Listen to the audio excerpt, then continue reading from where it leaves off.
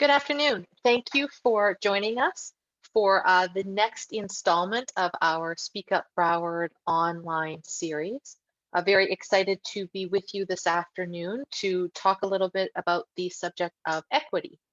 I am joined by a couple of panelists who I'm excited are going to share some perspectives and what we hope to be some hopeful or some useful resources around equity. So again, my name is Erica Lychak, and I serve as the Communications and Outreach Senior Manager with the Broward MPO. I joined the MPO in 2017, and I am responsible for managing development and implementation of the overall communications program. And I also serve as the Title VI coordinator for the agency. Also joining us this afternoon, I have, and actually I'm going to ask if we can go to the next slide just so that we can see photos of our lovely panelists as I'm speaking about them. If we can do that. Oh, you know what? First off, let's do the Mentee. I apologize. So what we're going to have today is actually an interactive session, and we're going to be using something called Mentee Meter. And what you'll do is if you can go to the website of mentee.com, the QR code is on the screen and you can join us via that, or as I said, the website of www.mentee.com. There is an access code as well. So you're going to enter the access code of 13185855. So for the purposes of today, we certainly encourage you to join us on the Mentee Meter, and we'll see some real-time results and some information. And again, just a neat way to sort of keep the audience engaged. So next slide. So there we go. Now we have our presenter. So of course, there is myself, Erica Lychak. I also have joining me today Elizabeth Shook, and she is the Senior Associate from Tyndall Oliver. Liz joined Tyndall Oliver in 2003, and she's managed long-range transportation plans, transit development plans, regionally local coordinated plans, and multimodal corridor studies that have incorporated consideration of Title VI and environmental justice. Elizabeth has served as Tyndall Oliver's project manager for the equity effort, and she was responsible for the process to develop and apply the Broward MPO's equity assessment tool, which we will be getting into a little bit more as we move through our webinar. And last but not least, we have Mr. David Watkins, and he is the Director of Equity and Diversity with Broward County Public Schools. And he has worked with schools and communities to close the achievement gap. He has also worked to eliminate the school to prison pipeline by collaborating with the Florida Department of Education and the Florida Department of Juvenile Justice, serving on committees such as the Broward DDJ Circuit 17 Advisory Board and Broward Workshop Youth Advocacy Advisory Boards. David holds a bachelor's degree from Florida A&M, a master's degree from Syracuse University, and an educational specialist degree from Nova Southeastern University. He is also a former principal, assistant principal, and teacher. So welcome to the three panelists. Just sort of to familiarize everyone with what we're going to be doing, when the panelist who's speaking is on, you'll see their camera. And when they're not speaking, that camera will be off, just so that we can ensure that we're highlighting those who are speaking to you about what's going on at that moment in time. So I'll have the next slide, please. Erica, before you proceed to the next slide, we are having a couple of issues with the Mentee Meter. So I do see your hands in the attendee box, and we're working to rectify that now. We may have an incorrect code up there, so we're working on that, and we will get it to you guys as soon as possible. It'll be in the Q&A section when we have the right code. Perfect. And just for those trying to use that QR code, of course, in the meantime, there is still the mentee.com. So hopefully we can make that work. But thank you, Anthea, for that.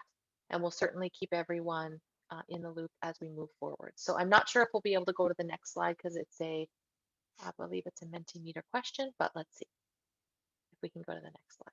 Okay, so what we're going to be chatting about a little bit from the Broward MPO standpoint is we're going to be talking about the transportation planning equity assessment specifically. So we'll go to the next slide, please. So just to give you a little bit of structure kind of for the presentation itself, when we're chatting about the Broward MPO side of today's presentation, we're going to talk a little bit about historical context, kind of what brought the subject of equity to the forefront for the Broward MPO. We're going to take you through an overview of the equity assessment itself. Now, this is a really interesting tool and resource that we have developed within the Broward MPO, and we're really excited to share. And then third, we're going to chat about equity and engagement. So it's great to have data, it's great to have all of that other information, but what does one do with that? And how does that really help to create better engagement?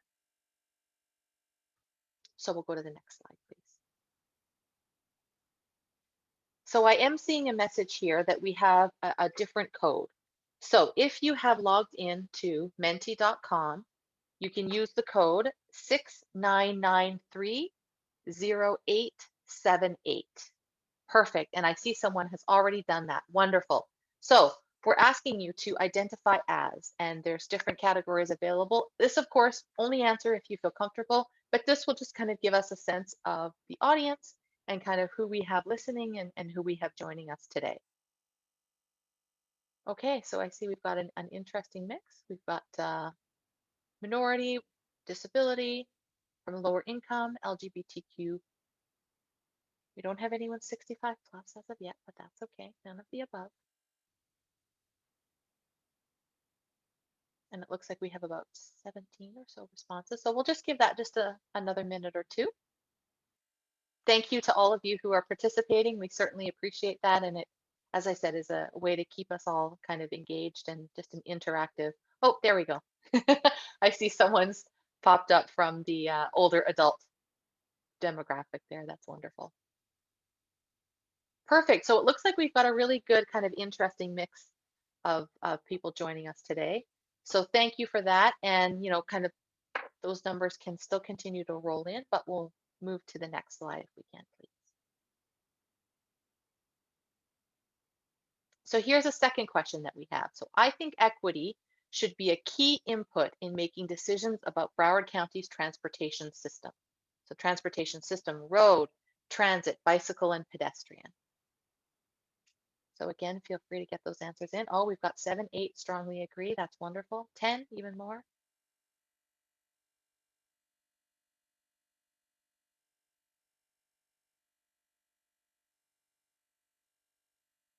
So a couple who strongly disagree. We've got 1 no opinion, some who agree. And again, what we're hoping that we can do with you today is to provide, some information as to kind of why equity has moved into one of the key elements when we're making some of the decisions about transportation within not just Broward, but really, the region and beyond. So thank you again for those responses. That's wonderful. Okay, we'll move on to the next slide, please. So this is just an interesting visual that we wanted to bring to the table because when we talk about equity, often we hear the word equality. And while they mean different things, I think it's just important to kind of understand the interplay that those two kind of might have. So we have a really great visual here, and the first is equality. So equality would imply that we're treating everyone as if their experiences are the same. So as you can see at the top image, everyone here is being given the same bicycle. We have, someone who is a child, someone who's smaller, we have someone in a wheelchair, and then we also have someone who's very tall.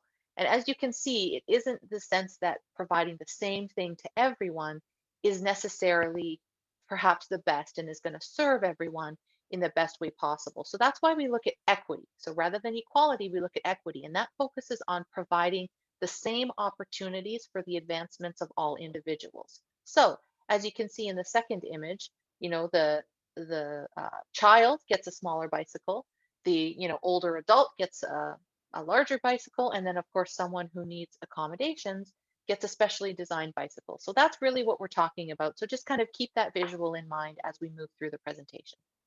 Next slide, please.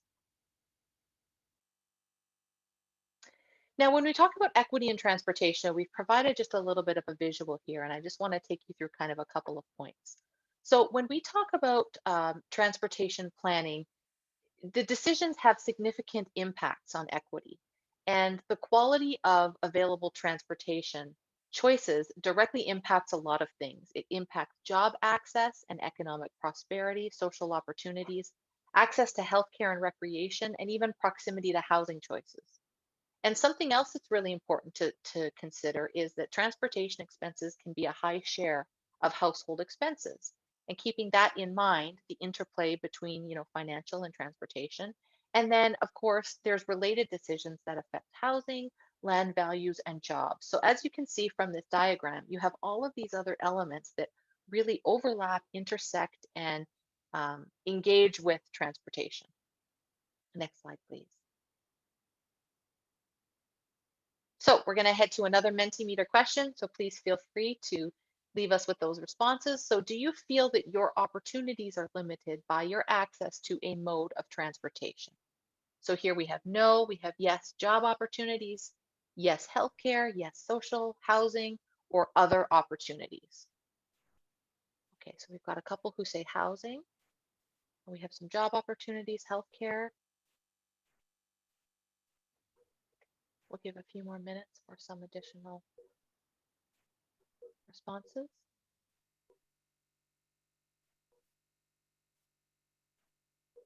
Okay, so it looks like an interesting kind of spread across. So there are certainly a number of you on this call who feel as though your opportunities are limited because of your access to a mode of transportation. So definitely something that we want to, be keeping in mind, and we'll have sort of as we have our discussion throughout the course of today. Wonderful, and thank you again for all of those who participated. We'll go to the next slide, please.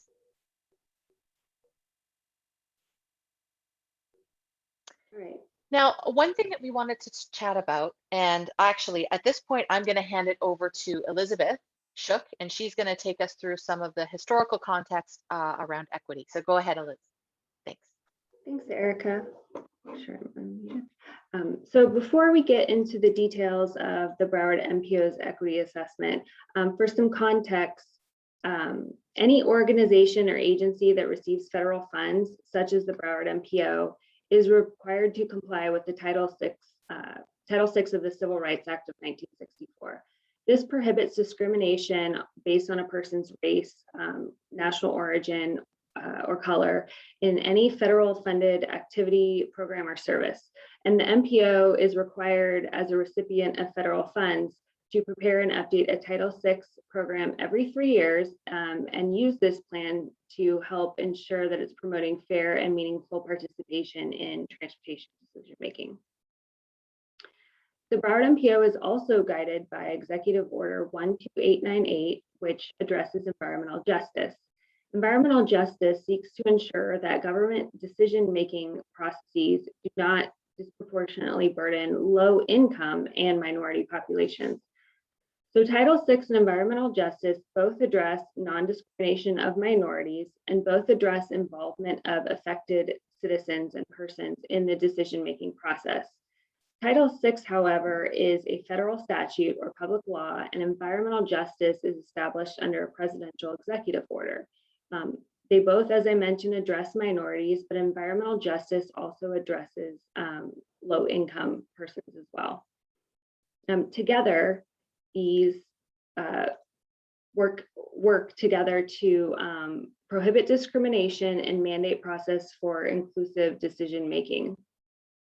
Historically, both Title VI and environmental justice represent how equity has been considered in the transportation planning process. Next, please. And this is a graphic that illustrates how environmental justice and Title VI work together, and there's similarities in terms of both addressing minorities and the differences related to low-income population groups being protected under the environmental justice umbrella. Next slide, please.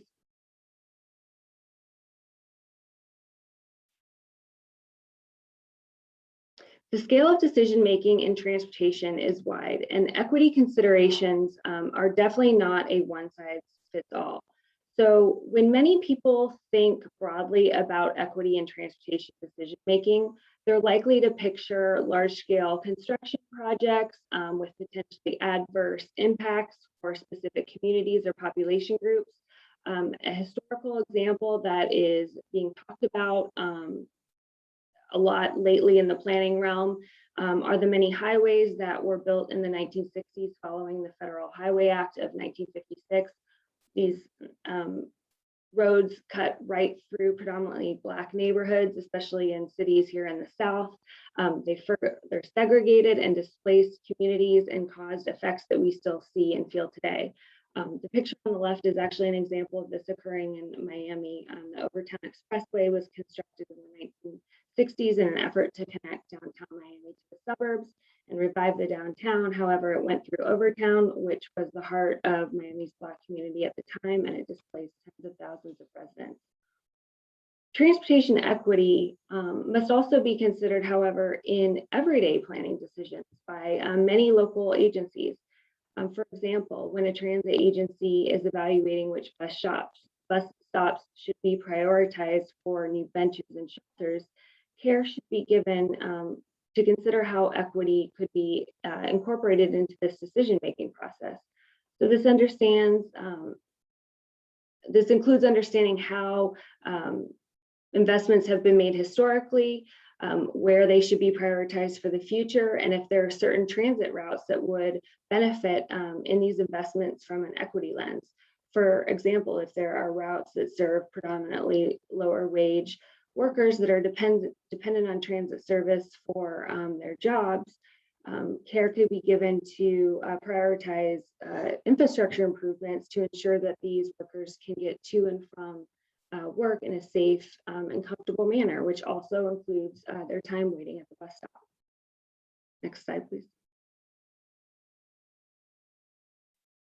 So while the Broward MPO must consider and continue to adhere to all Title VI requirements and those of other federally funded federal non-discrimination authorities such as environmental justice, the question should be asked and was asked by the MPO several years ago: how can we as an agency do more regarding transportation equity?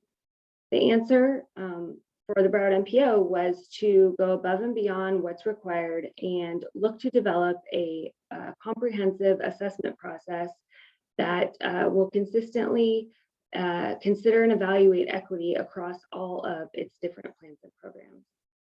Next slide, please. Equity assessments have historically been used by the MPO. So this wasn't a new concept. However, they were not standardized. So different approaches are taken on a project by project basis, or were taken on a project by project basis. For example, equity considerations were included in longer range planning efforts, such as the 25-year Metropolitan Transportation Plan, differently than when a study was being done more focused on a specific geography, like a corridor or a sub area, for example.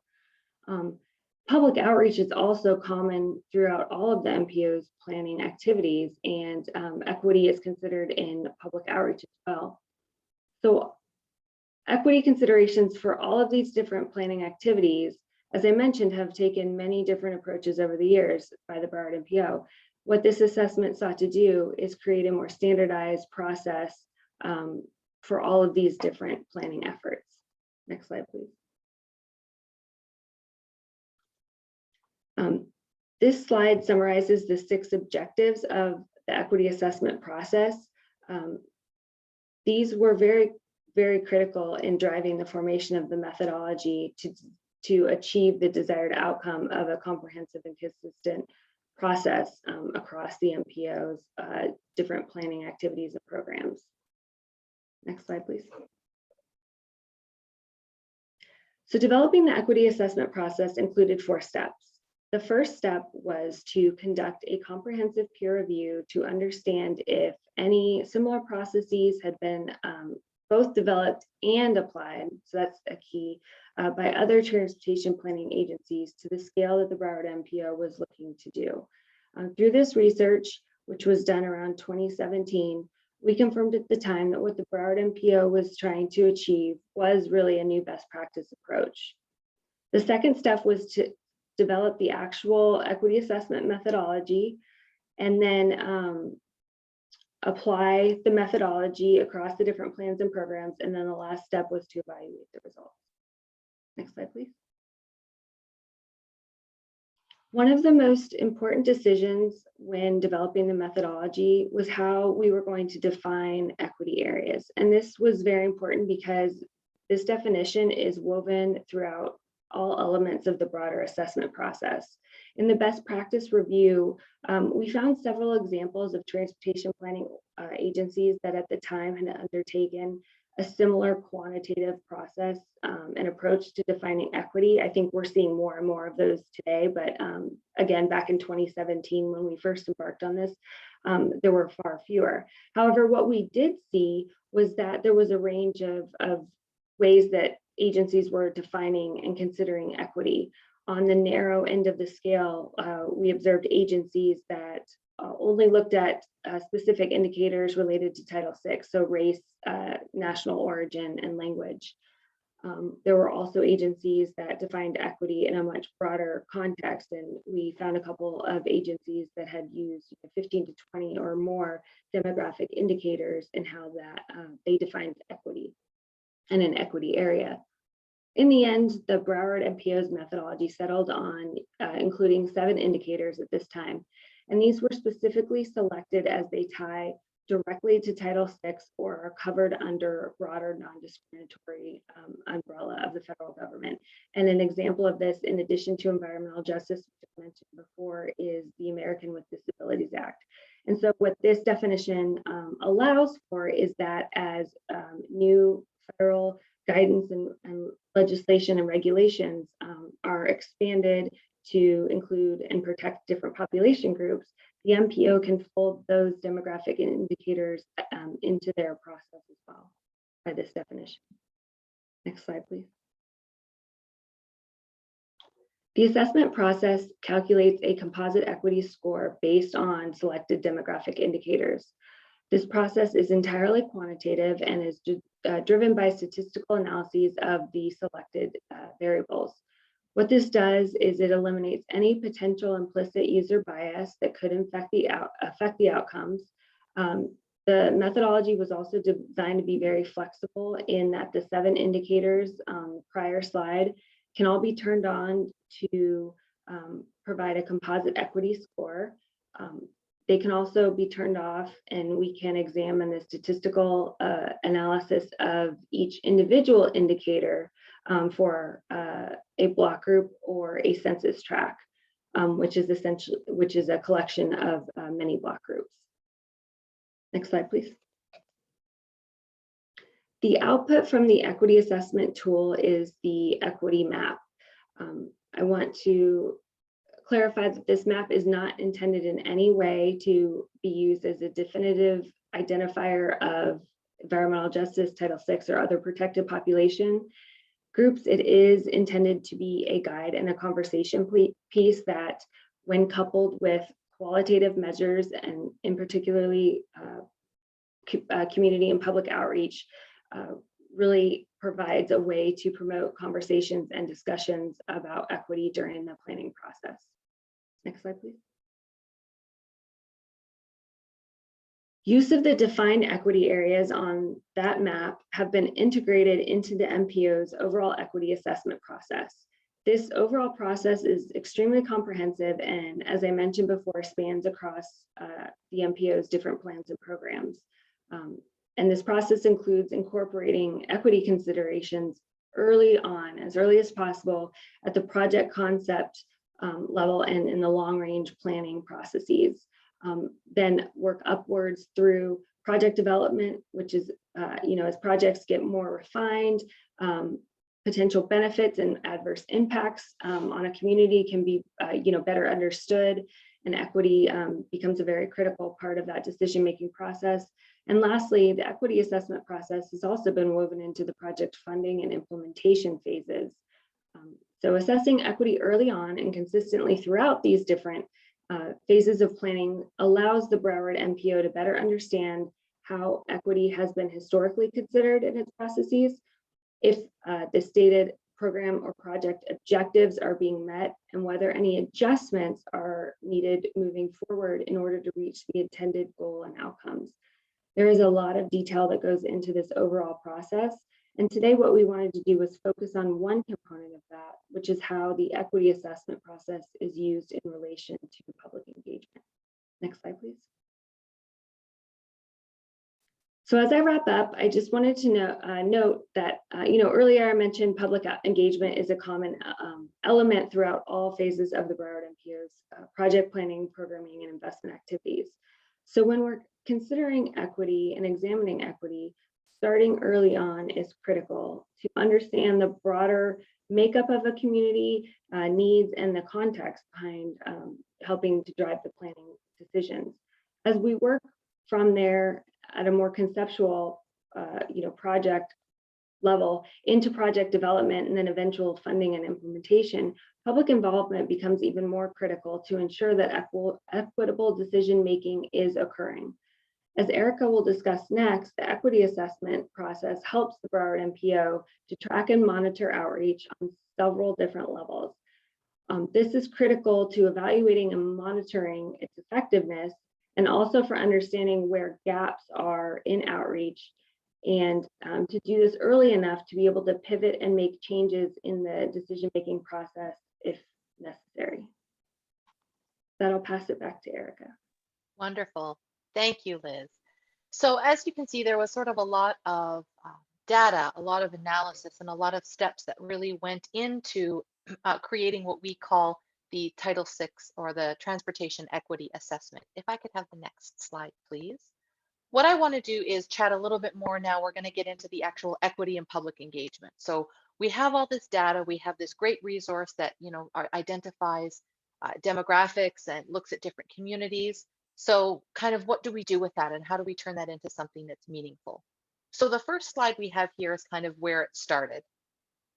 One of the earliest, or one of the earlier times in which the Broward MPO examined equity was during a Hollywood Pines corridor study, where we examined a specific sort of section and sliced and diced, for lack of a better term. So the first sort of line there you can see is where we looked at the percentage of minority population, and it's identified. So then the second is where we looked at those with the percentage below poverty line. You can see the little box indicating that. And then the third sort of assessment level that we did, or that we looked at, was the percentage of zero vehicle households. So again, to echo what Elizabeth had said earlier, looking at equity and looking at different demographics and the makeup of our communities wasn't something that was new. But as you can see here, it was fragmented, for lack of a better term. So what we really wanted to do is to be able to take that and create a much more holistic way to kind of evaluate and look at the populations and demographics of Broward. So if I could have the next slide, please. So that was where it started, and this is where we are now. So this is, again, that equity assessment map, giving you some block group indicators, and the scores go from low to very high, simply based on the concentration of different populations within any given area. And identifying key demographics and geographies for targeting outreach is something that's very important, because when you look at things such as languages, it's very important. If you're going to go into a community and have meaningful engagement, it needs to be in the language that's spoken. Also, we need to be looking at access or mobility challenges. Again, you want to be meeting people where they are in a way that's going to be able to connect. Also looking at things like perspective and contexts.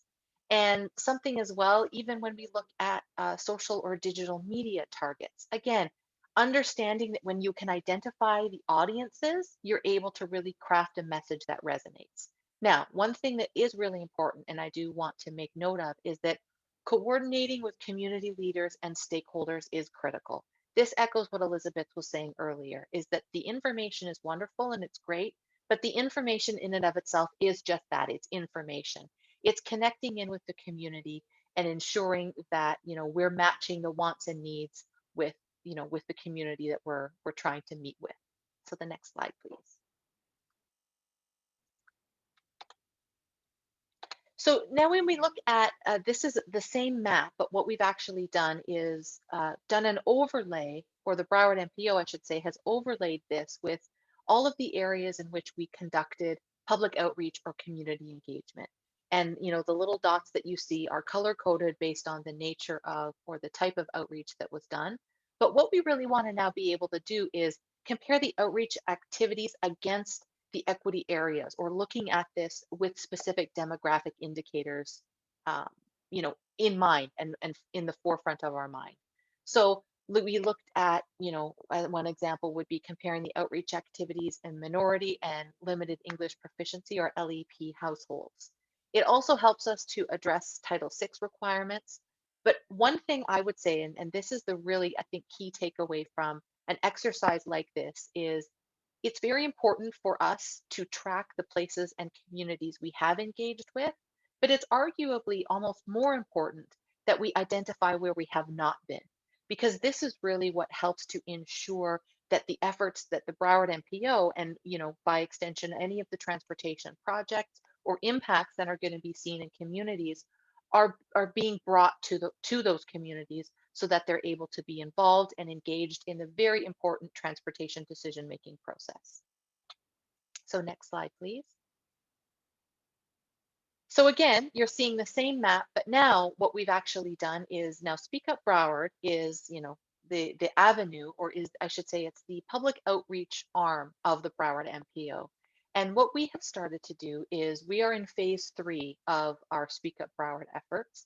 And we've actually started to look at where the participants, based on zip code, are coming from, those who are engaging with Speak Up Broward and engaging with us in those various forms of public outreach.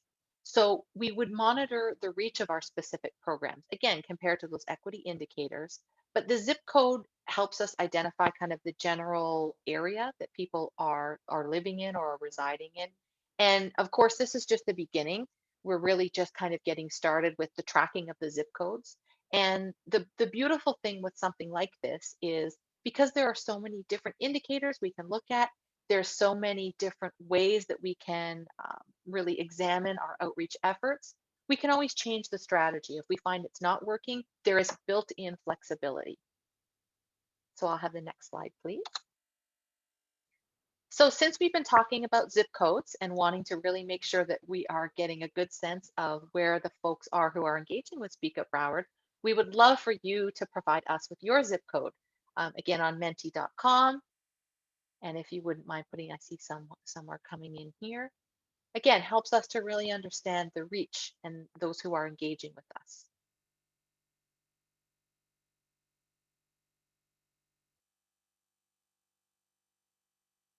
Wonderful, I see some additional coming in. Give just a couple of more minutes. They're still coming, here we go. And I'm hoping that you can all see this in real time. I think it's just a really kind of cool feature that we have with this Mentee Meter tool.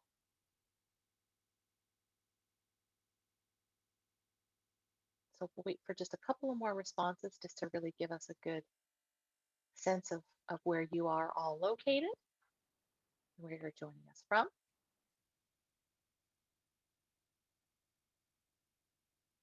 There we go. See, I knew there was a few more to come. I didn't want to cut away too soon. Wonderful. Well, again, as I said, thank you so much to all of you for that. Please feel free to keep having that information roll in. And could I have the next slide, please? So with this is kind of, this slide here has a lot of visuals, but what we wanted to do is, we've talked about collecting this information and knowing where these communities live and are, but what does that really mean? So for the Broward MPO, it's meant creating some very specific public engagement strategies, and some very, it's basically, I would say, the outcomes of all of this data. So we have, several programs that we gear towards students. So we have, a Think Like a Planner workshop that we run through the Broward MPO, where we meet with students. They actually shadow us as transportation professionals. We have a traveling booth that we take out to communities. Now, again, we're in this coming out, I should say, of what has been kind of a lockdown when it comes to a lot of the public outreach, but those things will be starting up again. Again, translated materials, the Speak Up Broward being a really great way, a really great platform for us to engage with all sorts of different communities and demographics. We also have project specific outreach. You know, if there's a project coming into a specific community, we really like to get out there and engage. Next slide, please. Now, one thing we always want to provide anyone who attends these with is something for you to leave with. So we have created an equity assessment information kit where we go over some of the basics. We talk about what is equity, what are equity areas, what types of projects does this apply to, different ways that you can consider equity, but also available resources. So really would encourage you to visit our website, and if we can go to the next slide.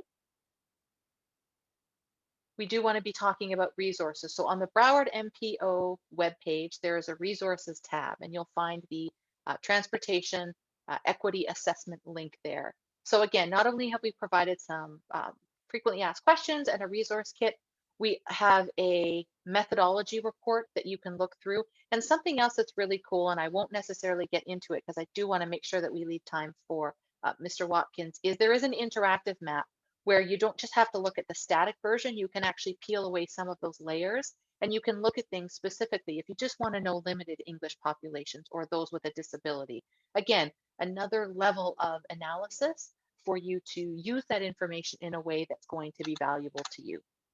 So the next slide, please. And we'll talk about what are some key takeaways. So really elevating equity so that it can be impactful is something that's very important. And we also want to stress that this is one resource that you want to use in informed decision making. It's never going to replace that real engagement with the community and knowing the folks that you're trying to reach. Flexibility is a big one. If it's not working, you want to be able to make mid-course corrections and ensure that it's having the impact that you intend it to. It's very important, and this is one of the reasons we've done this today, is taking time to educate partners and policymakers. Because again, a resource is only as useful as those who use it and understand its impact. Which leads me to the last kind of key takeaway is that we want this information to be open sourced and available so that we can put it in the hands of those who need it and those who want to use it. So next slide, please. We have another Mentee Meter polling question here. So this is something we wanted to ask again. And so do you think equity should be a key input in making decisions about Broward County's transportation system? Now, again, this is something we asked you earlier, but now kind of based on some of the additional information, we just wanted to get a sense if anyone's opinion has changed or, you know, maybe moved to one side of the spectrum or the other based on kind of what you've heard today. So it looks like we have a lot who strongly agree, which is fantastic. Wonderful. We'll give just one more minute here to a couple more responses, and then I want to give some time to Mr. Watkins. Wonderful. Thank you again, everyone. So with that, David, I will hand it over to you, and please feel free to give us kind of some perspective on the Broward County school system and kind of what equity and diversity looks like in your everyday. Thank you. Thank you, Erica, for the introduction. And I know that I have a few slides that I was not able to upload, so I'm going to just speak to them briefly as we go into the last section of the presentation. One of the things that is important for our school system to be knowledgeable of is the fact that the stability and the quality of communities in which our students live have a great impact on the type of schools they attend. It has an impact on the access to after-school clubs, the sports and mentoring programs that they have access to. It also has an important impact on the nutritional value of foods that are within the communities where students live. The access to the types of parks and affordable and free extracurricular activities And because we want to ensure that our children have the opportunity to play and exercise in their communities, we want to make sure that there is an adequate place and space for children to have that experience, as well as adequate healthcare services that include social, emotional, and mental health services available to children and their families in the communities in which they live. And as educators, we experience the impacts of community conditions as they show up and arrive into our school system. And so, it's been vitally important that we provide training to our teachers and staff around equity, that we have worked closely with agencies and organizations around common language as we discuss equity and understanding the institutions and systems that impact the quality of life for all of our stakeholders in our school system. And so, as school leaders, we make sure that we are collaborative and intentional around providing greater access to opportunities, to experiences, to education, so that students will thrive within our system. And it's always a work in progress. As and you've heard from our previous panelists around a lot of the things that take place with transportation and equity and in education, we do consider the history of Broward County Public Schools in relations to how we have to engage with our community to improve outcomes. So we have to acknowledge that we have a long education history from the very beginning of the creation of Fort Lauderdale High School, which is our flagship high school, the first high school in Broward County, 1894. But we also have to acknowledge that because unfortunately there is a history of segregation, of Jim Crow laws that created segregated communities many, many years ago, that included redlining and denial of access for some folks to home loans, and for some people not being able to access Social Security access, benefit from the GI Bill after World War II, and the lack of the ability for businesses to invest in many communities within Broward County. What we often end up seeing is concentrations of poverty that have become generational. And so, one of the things we want our educators to do is understand that beyond our control, that there are historical conditions that have existed, that that we have to, provide support and understanding so that everyone can provide the type of communication and instruction that allows schools to thrive. So with some of that information, I'm just jumping right in because I know the time is limited. I wanted to share a few slides with you. And so one of them you see here is our some of our key strategies that we have implemented in our school system, which one is embedding equity across our system in all aspects of our organization, looking at our data, our outcomes, our facilities, um, our mentoring programs, our magnet programs, our post-secondary opportunities that we work with students, that we look through things from an equity lens. And so we're embedding equity, everything from our human resources to our student engagement, and to other areas within the system. The other thing that we're making sure that we're intentional about is ensuring that we are providing a plan for every school to embed equity within its strategic plan. So we have a district-wide strategic plan that includes equity.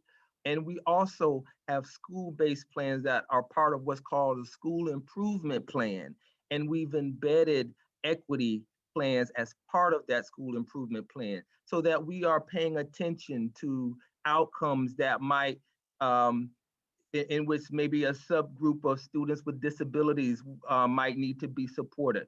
We might identify areas where English language learners are, we can create a plan around English language learners, or we can plan around particular subgroups that will help improve the outcomes for all students through an equity plan. And our goal is to create an opportunity for students over generations to be successful. Next slide, please.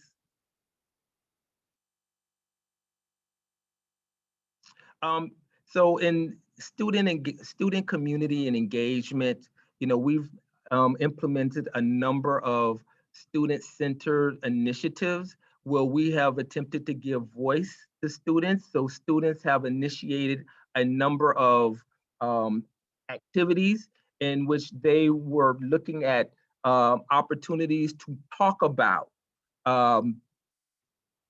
activities that they can do to bring voice. So things such as looking at school policy, they're very involved with committees that take place within our district, and we have student representation everywhere from our school board, in which we have student representation, to some of our key committees where we have students that are involved in some of the decision making that we have going on. So we're always engaging with student voice.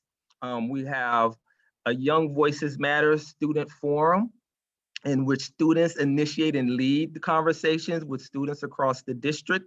Of course, we have scaled some of our mentoring programs, our debate initiative. We have the largest speech and debate program in the district. And they are engaging in conversations about how to address implicit bias, how to ensure that the history of other groups of folks, they have an opportunity to learn about, and also have a dialogue in a safe, supportive environment. And we've also began to build awareness through partnerships within our community with our Boys and Girls Club, our Urban League, the YMCA, and many other community stakeholders. And ultimately, what we would like to do is make sure that our students understand that there are policies in place that allow for them to have voice and to have many experiences that benefit them. We have a non-discrimination policy in place that we ensure that we are looking very closely at students based on their age, their disability, their gender identity, gender expression, their religion, race, national origin, and that we understand and we are sensitive to the diverse needs and supports of all of our children. Next slide, please. One of the things that we are doing within the Broward County school system is providing professional training to our teachers and staff around things such as our youth mental health first aid, so that we are helping our teachers identify when children have signs of trauma and signs of need. And so youth mental health first aid is a training that we are providing all of our teachers and staff. We also have created opportunities for teachers and staff to receive professional learning in a variety of areas, such as Courageous Conversations, which is a self-paced journey in which there are conditions and protocols that can be put in place so that teachers and staff feel safe to allow children to engage in conversations that have protocols and conditions that allow them to have safe conversations in a supportive manner. And now they're also taking a number of course offerings that allow them to facilitate learning in the areas of women's history and women's contributions to the United States, Hispanic contributions to the US and around the world, Holocaust education, African American studies, as well as ensuring that we are having an understanding of the supports for our Native American, our indigenous populations, and support for our LGBTQ student populations. And making sure our students with disabilities and our English language learners, that we are providing a safe environment for them through an equity lens. Next slide, please.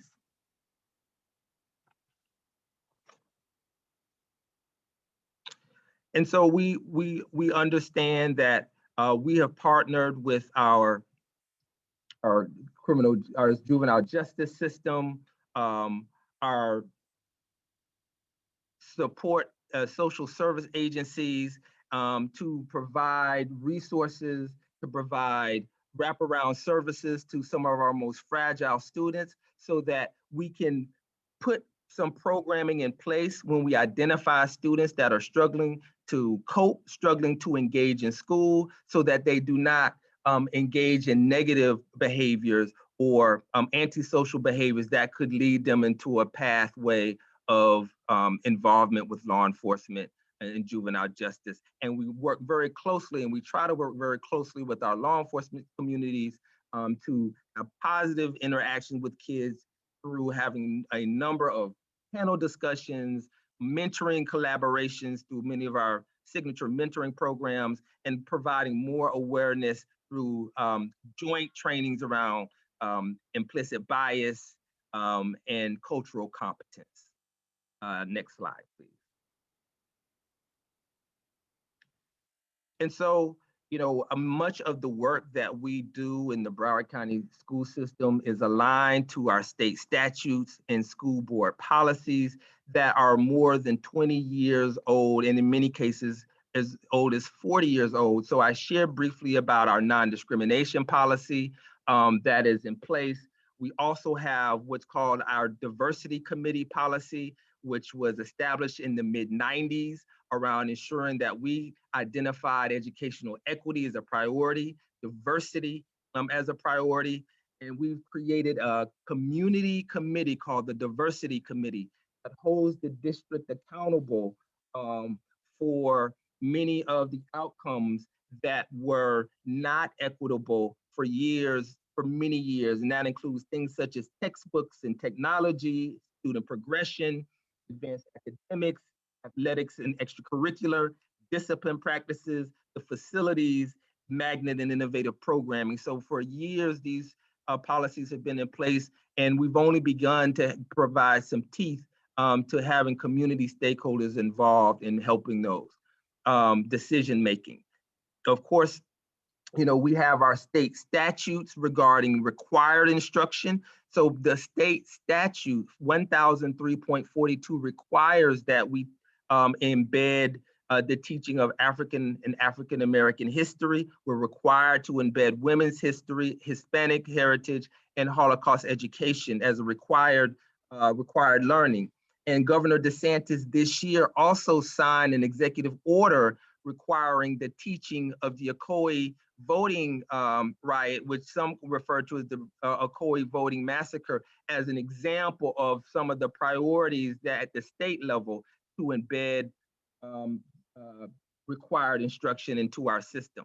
And we use a framework, an equity framework and accountability system to make sure that we are measuring and documenting and creating plans, monitoring those plans, and then looking at best practices as we get data on outcomes. But we're doing it through an equity lens, and we're continuing to look at all of our information and all of the supports we provide to our students, to our teachers, and our supports through an equity lens. So I apologize for sort of rushing through, but I know we're short on time, and I thank you all so much for an opportunity to share what we're doing in Broward County Schools. Thank you, David. No, it sounds like there's quite a lot going on, and we certainly appreciate you joining us for the conversation. I know that we do have about 5 minutes left, so I did want to potentially open it up for questions. And just to let all of the attendees know here, if you have questions and perhaps we don't get to them or you don't feel comfortable bringing them live, Please know that we will follow up with you in an email if you do want to still provide that question. And then what we can do is address them from there. So I do just want to open it up for a minute or two. Do we have any questions?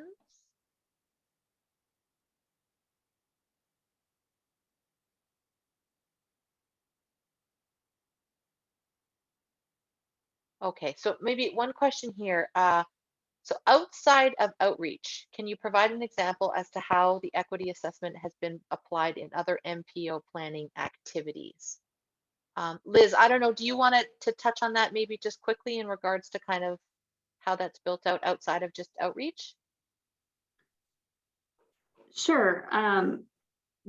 Within the MPO, we have integrated the equity assessment process in all of the different required planning programs that the MPO must do periodically as a requirement for funding or for being the metropolitan planning organization in Broward County.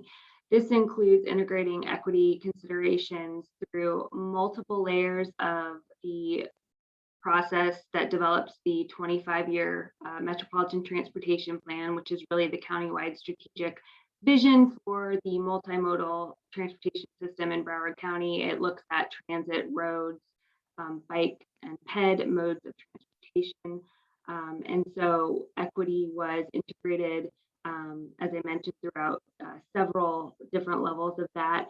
That's one aspect of transportation planning. The other is more on the funding and implementation side, where the equity assessment and specifically the equity areas were integrated into how the MPO evaluates projects, local complete streets projects as part of its CSLIP grant funding program. And so that's another example of how the equity assessment is integrated into the funding and implementation aspect. Outside of the MPO and outside of transportation, an interesting example that I came across a couple of months ago was a public utility company was interested in figuring out how they could consider equity.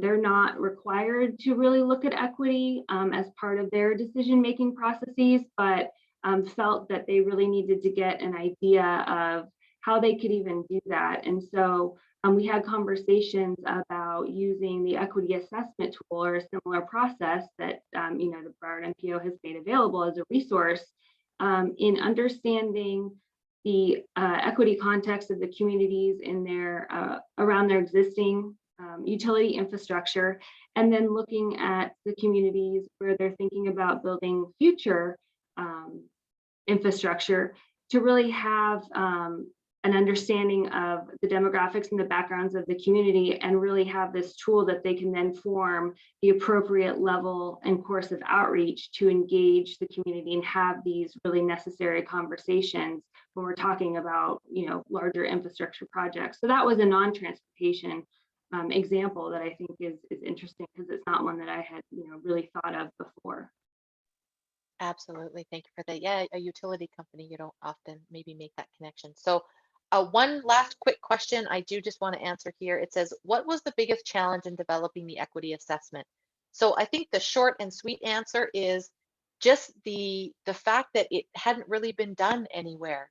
And just the sheer, I think, monumental task of trying to bring everything together and just to create something that didn't exist, and really just kind of figuring out how to make that really meaningful. And I think, Liz can attest to, many conversations and meetings of just trying to figure out how can this be as impactful as possible. So that's really just kind of the short answer there. And I know that we have just about 1 minute left, so I just want to take a quick second to, first of all, thank everyone for attending this afternoon, and let you know that our next event for the Speak Up Broward online series will be happening on June 24th. It will be the same time frame, so the afternoon of June 24th. And if you want to stay tuned, there will be certainly more information in regards to the topic, as well as how to register. And with that, I would like to thank all of the panelists. Thank you to Elizabeth and David. This has been a wonderful discussion, and look forward to continuing our work in the realm of equity. Thank you both so much. Thank you.